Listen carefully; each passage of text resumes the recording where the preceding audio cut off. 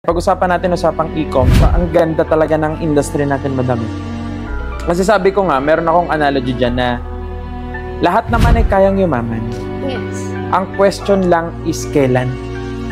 Ang question lang is paano. So, for example, ang ano ko dyan, ang mindset ko dyan, madam, kunwari, sa pagiging empleyado, meron bang mga yumayaman? Oo naman. Marami. Maraming yumayaman din.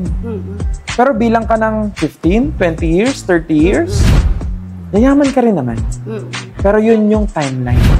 So, ang tawag ko doon is, kunwari, ito ka, ito yung pangarap mo, paano ka makakapunta dyan? Anong sasakyan mo? So, sa pagiging empleyado, pwede kong masabi siya na pwede siyang Diyos. Makakapunta ka naman, pero bilang ka ng 10, 15, 20, 30 years. Networking. Ano muna, traditional business.